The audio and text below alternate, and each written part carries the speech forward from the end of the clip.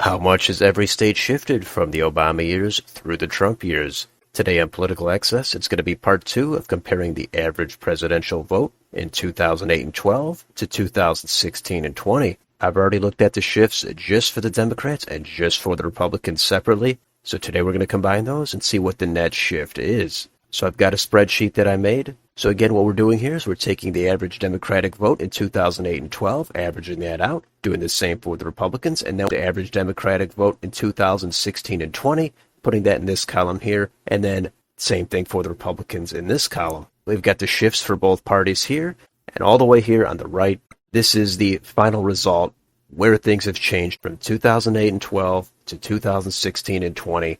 It's not a perfect formula, but it's just one other way to see which states are trending where.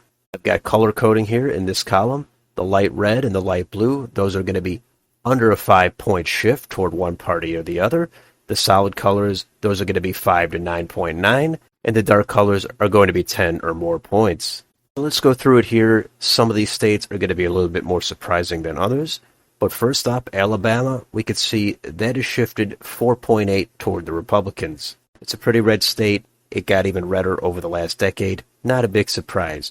Alaska, that has shifted over 5 points toward the Democrats, 5.3. Now, that's not a concern yet for the Republicans. They had some vote to spare there. But if that trend continues, Alaska could potentially be in play maybe in another decade or so if those trends continued. But that's obviously a big if. Alaska is a moderately red state still. Arizona, this has become a key swing state, trended away from the Republicans, and we can see right here, over a 2-point gain for the Democrats, a 5-point loss for the Republicans. That is a 7.2% shift toward the Democrats. And that has taken it away from its red leading status, at least to a purple status, if not to a blue tilt. Next state is Arkansas. That has shifted a modest 5.4 toward the Republicans. Red state, no surprise. California, it's been a blue state for a while, and it got even bluer. 6.1 shift toward the Democrats. Colorado, that's also become another pretty blue state. It shifted 2 more points toward the Democrats. Not a major shift, but a small shift.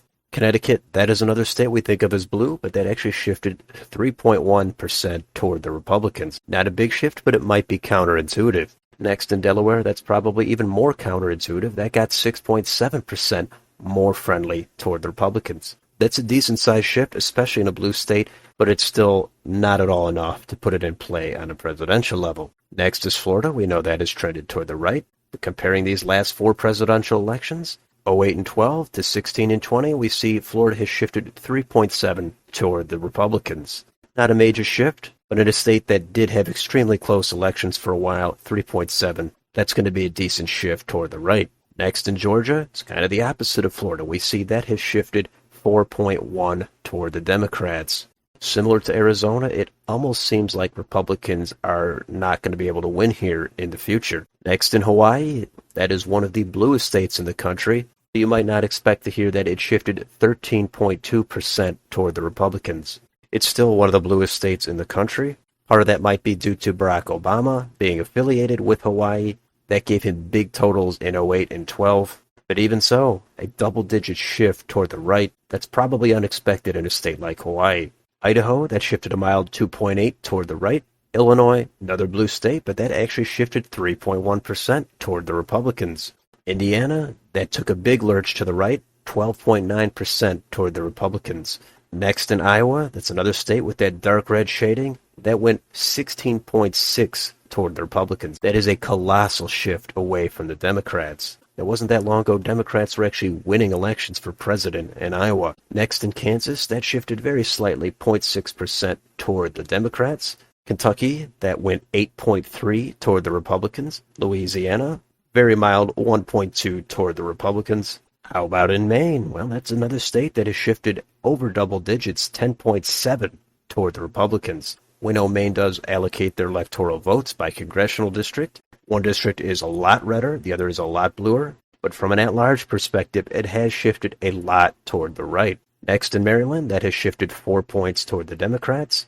Massachusetts, that has shifted 5.8 toward the Democrats. So those 2 blue states in the Northeast got even bluer, which is contrary to some of the other ones we've seen. Next is Michigan. That is one of those Rust Belt states that has shifted a lot toward the Republicans, away from the Democrats. We could see it right here. Democrats have lost 7% on average. Republicans have gained 4.8. That is an 11.8% shift toward the Republicans. And Michigan is now considered a swing state on a presidential level. Next, in Minnesota, that's another state that is very blue on a presidential level, but it has shifted 4.7% toward the Republicans. In Mississippi, it shifted 4.8 toward the Republicans. Missouri is another state that used to be the perennial swing state not too long ago, but at this point it has shifted 12.1 toward the Republicans. It's a reliably red state at this point. Montana, that's another state that has shifted a lot toward the right, 10.3% toward the Republicans. Nebraska, a modest 3.7 shift toward the Republicans. Next in Nevada, that's a critical swing state, and over these last two presidential elections, the vote has shifted 7.2% toward the Republicans. Next in New Hampshire, that has shifted 3.8% toward the Republicans. We might think of New Hampshire again as one of those states that are just out of reach for Republicans, but you see it has shifted a few points toward the right. Next in New Jersey, that's a 1.7% shift toward the Republicans. In New Mexico, both parties have lost support there, but that's probably due to Gary Johnson being on the ballot, and that's resulted in Republicans having a 3.2% gain there. New York, Republicans have actually gained 4.7% there in that reliably blue state. North Carolina, that has shifted a small 1.7% toward the Republicans. North Dakota, that's a huge shift here, over 20 points toward the Republicans. Ohio is another very big shift, almost 12% toward the Republicans. And even though Barack Obama won it twice, it has largely become out of reach for the Democrats.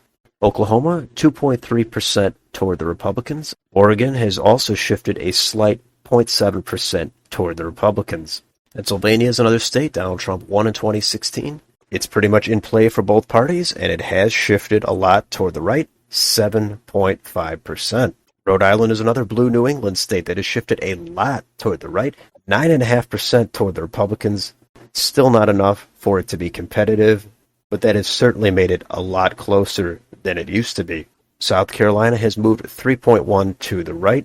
South Dakota, that has shifted a lot, 14.8% toward the Republicans. Tennessee has made a jump to the right, 6.9%. Texas, that's a state we know is trending toward the left. We see it has shifted 6.6 toward the Democrats. If that continues by another couple of points, Texas will be in play for the Democrats. Next in Utah, that has shifted the most toward the Democrats, 18.7%. One notable factor to mention about that is because Evan McMullin ran for president back in 2016, and he was from Utah, so he did siphon off a lot of that vote, and that is one big reason why it's so lopsided. Next is Vermont. That's another deep blue state, but that has actually shifted 6.5 toward the Republicans. Virginia, we know that state has shifted toward the Democrats, but it's only at 2.6%, so that might be a little bit less than you'd think. Washington has shifted 1.5 toward the Democrats. West Virginia, that is a deep red state, and it has shifted 20.5 toward the Republicans. Wisconsin, that's another one of those key states that Trump was able to win. It shifted a lot away from the Democrats. See, they've lost 6.5. Republicans have gained 3.6, and that is a net gain of 10.1% for the Republicans. That is substantial. And finally, in Wyoming, the vote there has shifted 8.3% toward the Republicans. So that is the table. I made it all myself. I hope there's no mistakes, but it's possible something may have slipped through. And I think this is another good way to see how the trends have shifted over the last decade or so. Now, these trends, of course, don't tell you everything. Some states could shift, and they're not going to be in play. But there were definitely some surprises in here. And we can't take it one step farther. We can apply this to a map. This will let you visualize all that data at once. And of course, the darkest colors are going to be safe margins over 10 points. All the way on down to the light red and light blue shading. Those will be tilt margins of under 1 point. So what are the takeaways from this? Well, we already know that there's key states that have been shifting toward the Democrats, Arizona and Georgia most notably, also in Texas that could become a problem for the Republicans. That's been talked about for 10 or 20 years now. It has not ended up happening, but it definitely could happen in another couple of cycles from now. Other than that, this map actually does look very good for the Republicans. They seem to have made gains in far more states. They've made gains in 38 states. Democrats have only made gains in 12. And as far as big double-digit shifts, Democrats had only 1, and Republicans had 12 states by over 10 points. and Republicans did make big gains, of course, in and around the Midwest, the Rust Belt, even a lot of states in the Northeast. So even though they came up very short in 2020, there is a lot of data here that should give them some optimism. But again, this does speak to a lot of political polarization in the country. And obviously, this is just averaging out 2 elections, comparing them to 2 other elections. Trends could change. They could slow down. They could even accelerate. But I thought this was a great way to get another perspective on how voting patterns have shifted and any potential political realignments. So I really do think 2008, that is the beginning of the modern political era. Of course, it exacerbated over the subsequent elections. And we never know which states are going to end up being in play in the future. Everything, it does always change eventually. Sometimes it's quicker. Sometimes it does take a long time. So we'll see what ends up happening. I'll also put this table on my own personal blog. The link will, of course, be down below in the description, so check that out if you're interested. And let me know in the comments if you have any thoughts about these trends. And you like seeing this kind of data, let me know down below. And if you enjoy this channel on your way out, don't forget to like and subscribe. Thanks for watching, and I'll see you next time.